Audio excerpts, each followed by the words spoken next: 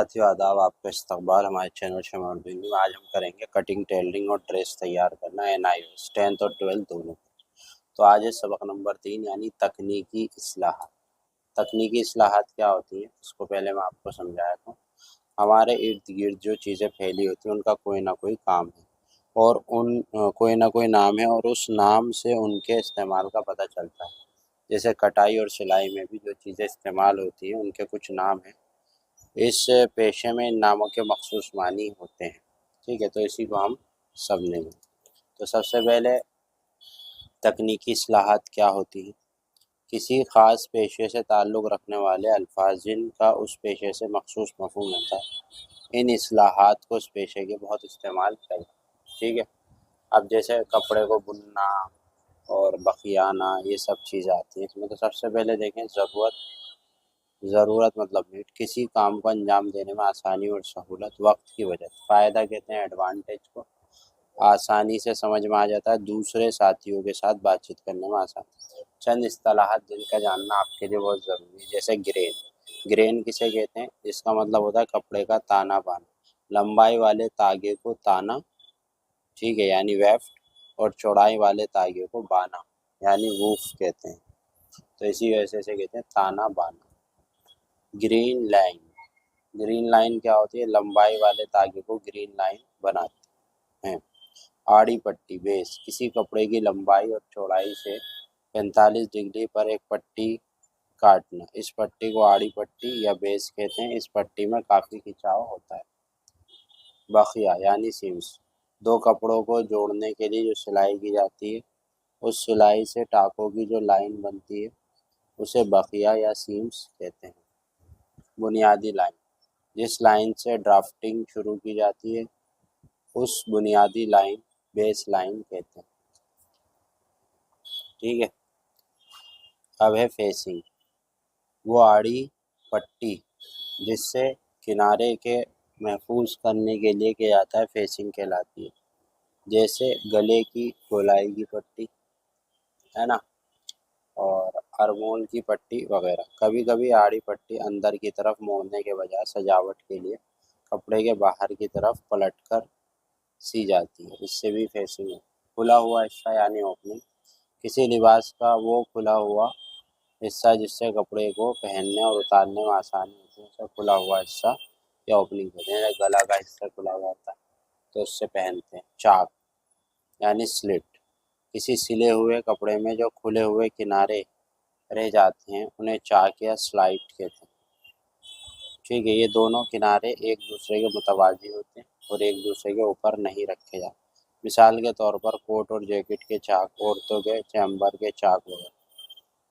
इसी तरह है चंड, जब किसी ज़्यादा बड़े या छोटे कपड़े को कम चौड़ी जगह में समेटना हो तो उसमें बारीक बारीक चीटें या गैदर्स डालकर छोटी जगह में कपड़े को समेटते हैं।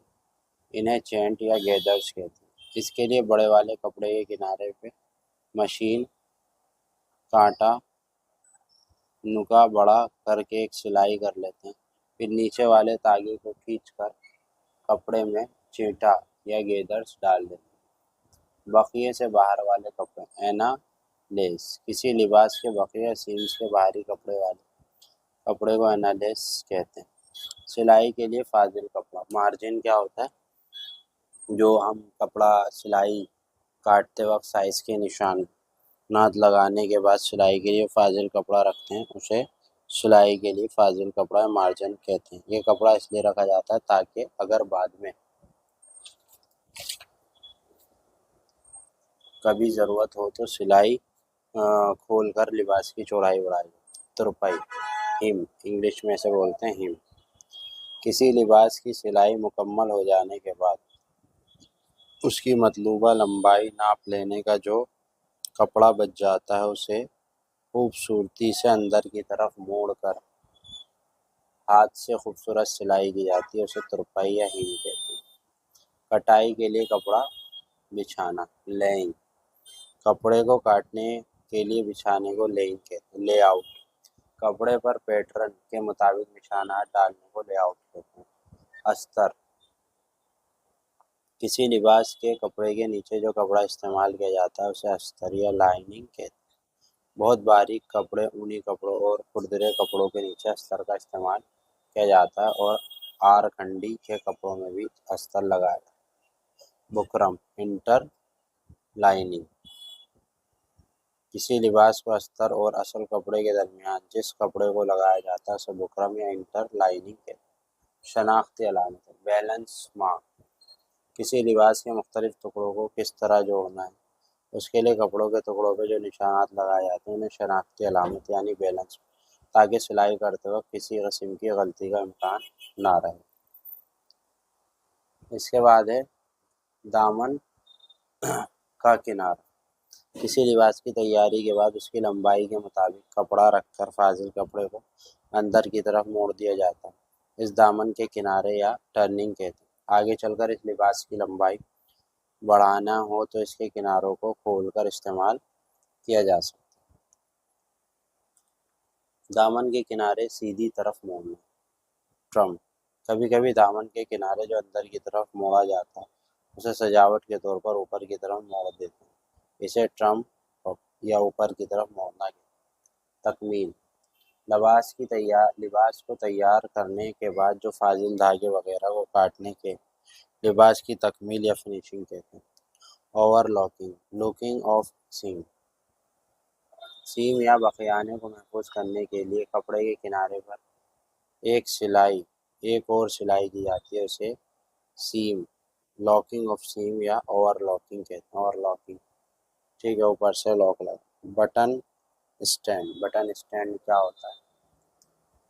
जब मोटे कपड़े पर बटन लगाए जाते हैं जैसे कोट वगैरह तो बटन को कपड़े पर बिल्कुल चिपका कर नहीं टाँका जाता बल्कि कपड़े और बटन को बीच का तागा थोड़ा ढीला रखा जाता है ताकि कपड़ा और बटन के बीच में इतनी जगह रहे कि कोट का दूसरा बटन लगाने के लिए पहले वाले कपड़े पर रखा जाए और बटन लगाया जाए तो दूसरा हिस्सा बटन और कपड़े के बीच में ठीक से फिट हो जाए। बटन और कपड़े के बीच के तागे को बटन स्टैंड कहते हैं। फ्लैप। जेब के ऊपर जो कवर लगाया जाता है उसे फ्लैप कहते हैं।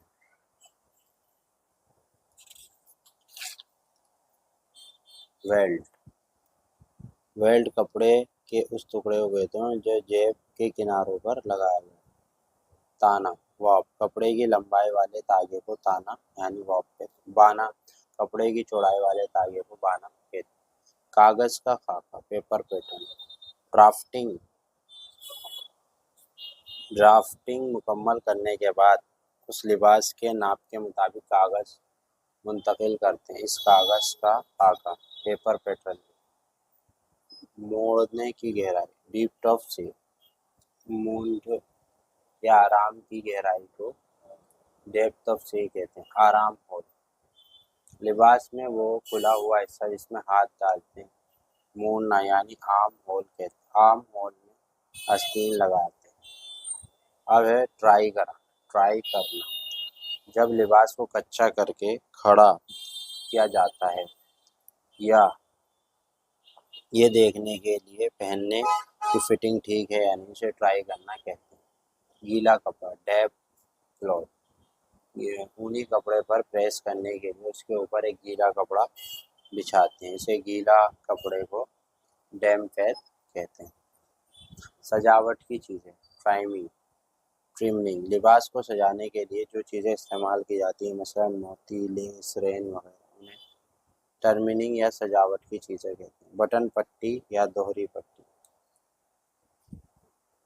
कह रहे हैं कि पतलून, कमीज़ या चैम्पर वगैरह में बटन या रैप लगाने के लिए हमेशा ऊपर नीचे करके दो पट्टियाँ लगाई जाती हैं जिसमें एक पर पट्टी और दूसरी पट्टी काज या उस पर हुक और दूसरी पट्टी पर हुक लगाने वाले काज आइज बनाती हैं और दोहरी पट्टी को प्लेकिट कहते हैं।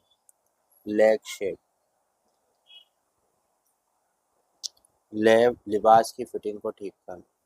किसी लिबास की फिटिंग में कोई कमी हो और उसे ठीक करने के लिए कुछ काट छाट करनी पड़े इस अमल को फिटिंग ठीक करना यानी ऑल्ट्रेशन कहते हैं।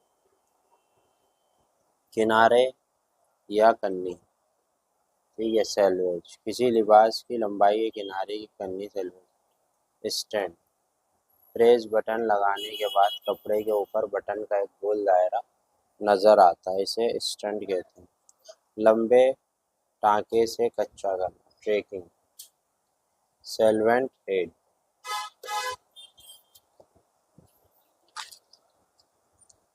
آستین کے اس اوپر کے حصے کو جو مون میں لگا کر سیا جاتا ہے، سیلوینٹ ہیڈ کے. نئی شکل دینا. ریولیوشن کسی پرانے لباس کو نئی شکل دینے کو رینوویشنز کہتے ہیں.